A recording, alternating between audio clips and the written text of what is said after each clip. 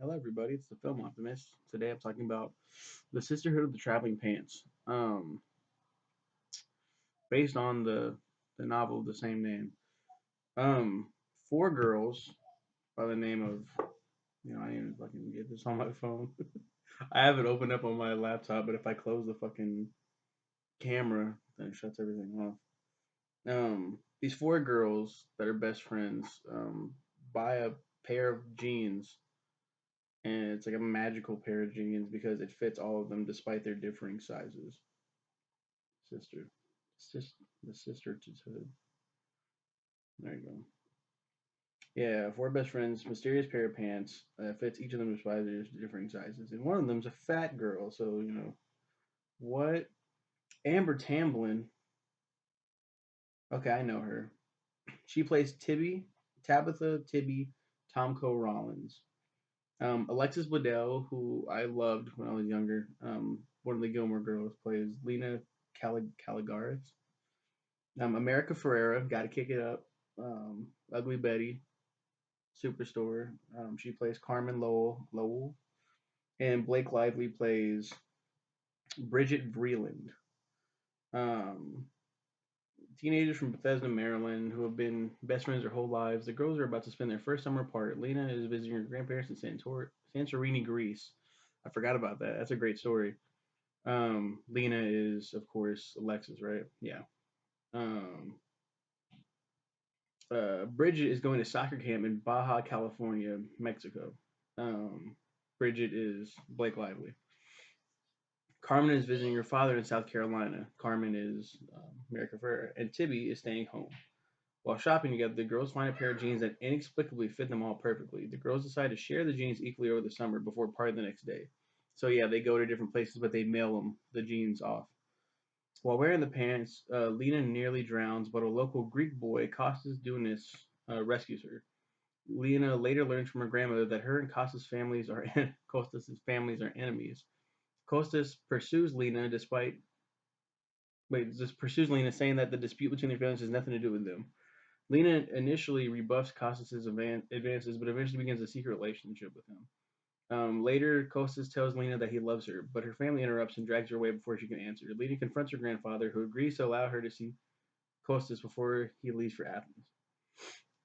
Working at a discount department store, Tibby finds a young girl, Bailey Graffman, has fainted and calls an ambulance. Later, Bailey delivers the pants to Tibby's house after they are accidentally delivered to her home. Um, Fascinated by Tibby's self-made film, Bailey appoints herself as Tibby's assistant. Initially annoyed, Tibby grows to accept Bailey and learns that Bailey has leukemia. When Bailey goes to the hospital, Tibby avoids her for a while, but eventually visits her with the pants. She pleads with Bailey to take them, but Bailey says the pants have already worked by bringing her and Tibby together. Tibby continues to spend time with Bailey in the hospital until she eventually passes away overnight. Jesus, I forgot about that storyline. Um, kind of remember Lena in Greece because it's beautiful. It's like, wow, this is really beautiful. Forgot all about Tibby's storyline. Holy shit. I remember this one though. Carmen arrives in South Carolina, only to discover that her father, Al, is about to marry into a new family. They are blonde wasps. Wasps. What is that? White Anglo-Saxon Protestants. And America Ferrera, if you've seen her, she's Mexican. So what the fuck? She's Hispanic. I should say Hispanic. I don't know if she's Mexican. She's Hispanic. Unlike Carmen, who was raised by her Catholic Puerto Rican mother. There we go. Although Carmen's father and family initially seem welcoming, they emotionally neglect her. Fuck you, phone. Like ruining my reviews. If they're already not, like, no one watches these except my mom. Hi, mom. They emotionally neglect her, causing her to throw a stone through their dining room window and return to Maryland. When Carmen returns home, Tibby tries to help Carmen with her feelings toward her father. Carmen lashes out at Tibby, who leaves in tears, though they eventually reconcile. Tibby convinces Carmen to confront her father with a phone call, during which she finally reveals her frustrations. Yeah, that was hard to watch because it's like you fucking moved on and made a new family. I'm like, she used to go with her dad every summer, and it was a great experience because she loves her dad. Now he's moving into like he has his new family now, and it's like, don't I fucking exist? Like, and she feels very neglected. And you, as an audience goer, is like, dude, what are you doing? Like, fucking pay attention to your daughter, you prick. Arriving at soccer camp, this one is the roughest. Bridget develops a crush on Coach Eric Richmond. Despite relationships between coaches and campers being forbidden, Bridget flirts with Eric and tries to seek his attention during games. When Bridget's turn with the pants begins, she leads Eric to the beach at night where they sleep together. As soccer camp ends and she returns home, Bridget becomes depressed. After reading Bridget's letter, Lena calls Carmen and Tibby and they arrive at Bridget's house to comfort her. Bridget worries she is like her mother, whose mood swings culminated in deep depression and her suicide. However, Carmen and Tibby reassure Bridget that she is stronger than her mother. During his return to Columbia University, Eric visits and apologizes to Bridget for his behavior and expresses his hope that she will give him a chance when she is older. The girls meet Lena at the airport and drive to South Carolina to attend Carmen's father's wedding, despite Carmen's reluctance. Carmen's father publicly apologized for neglecting her. Carmen accepts his apology and joins the blended family on stage for the ceremony. The end. I can just read Wikipedia articles. Yeah, because I don't have the review anymore. I have a note on mixed reviews. It's like my first reviews. But I do remember liking this one.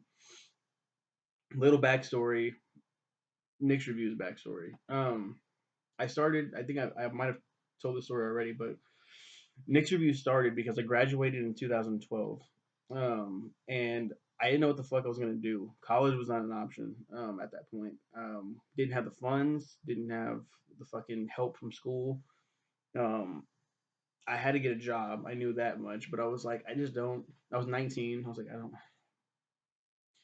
I don't feel like it. And my whole destiny, like I know me and I know my younger brother especially thought this. I'm gonna be a basement kid for the rest of my life. I'm gonna play video games and fucking jerk off and watch movies and all that shit. So I'm like, might as well lean into that shit or just take a fucking break. I kept telling myself I'm gonna get in there. I'm gonna get hired eventually. Um, somewhere, someone's gonna take my fucking application eventually. But until then, fuck it. I'm just gonna chill. And I'm lazy. I'm a lazy fucker. I was way lazier back then, but it still kind of carried on. But I was very lazy, and I was like, day after day, I'm playing video games, I'm watching TV, and I'm just like, what can I do with my life? What can I actually do? And I had a stack of films, the films that I've been talking about, like Finding Nemo and The Incredibles. Not Finding Dory, but Neverending Story 1 and 2, Ted. Ted was, I saw in theaters. But those early reviews, most of those were just a stack of movies that were mine, that were absolutely mine. WrestleManiac, nobody wanted to touch that shit. They gave it to me, and I asked my mom too, like, "Is this mine?" Cool. This is technically my first request, but it was never counted as such because mixed reviews didn't exist. I just watched movies and gave like little dumb thoughts on my main Facebook page until a friend told me, "Hey, you should make Nick's reviews." Well, that friend being Jose. I love you, Jose. So I made Nick's reviews. But like I said before that, stack of movies. My younger brother was like, "Can I add movies to that list of movies?" Sure, you can. I mean, they're not mine, but yeah, from the main, we had a huge family collection. They're gonna take movies out of there and add it to the stack, and he's just gonna put them in random places. So after I watched Finding Nemo, Sisterhood of the Traveling Pants, and I was like, "You bastard," because I already knew what his plan of attack was. He wanted me to watch a girly chick flick and be like, "Oh, this is so boring and stupid."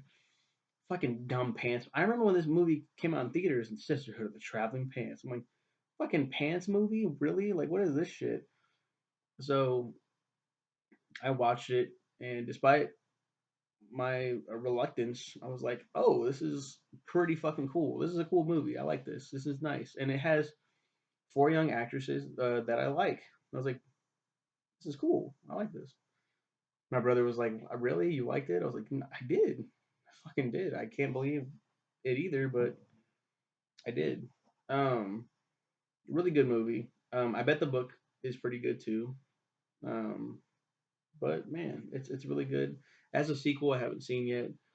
But yeah, I used to think that the girls were much older. I don't know why I think this a lot with a lot of movies, but I'm like, oh, the actresses or the actors whoever in this movie are older than they actually are. I thought these young girls were women when they made this movie. They're older women. That was gonna be some kind of like Sex and the City bullshit.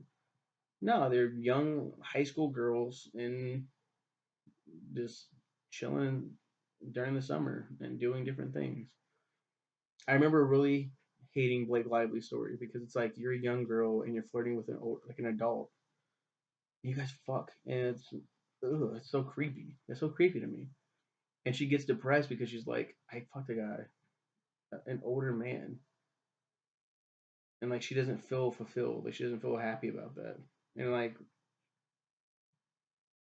a lot of young girls, I hear a lot of stories about young girls using sex to get like attention and thinking that older guys that show interest in them is because I'm mature. No, no, no, no, no, no, no, no. Those guys are fucking weird. Stay away from them. And God, I forgot all about Tibby's storyline. That's a heartbreaker right there. Lena's was fun, and Carmen's was really cool too. Like it's sad, but it's like it's really cool to deal with that storyline. So yeah, that's basically my thoughts on the Sister of the Traveling Pants. So that was a great movie. Had a lot of fun with it. And I don't know when my next movie is next week. I think it's a really fucking sad one though, if I'm not mistaken. Yeah, it's a really depressing one next week. So I'll see you guys next week. We'll talk about that one. I really don't want to. It's a great film, but it's really sad. You guys have a good one and take care.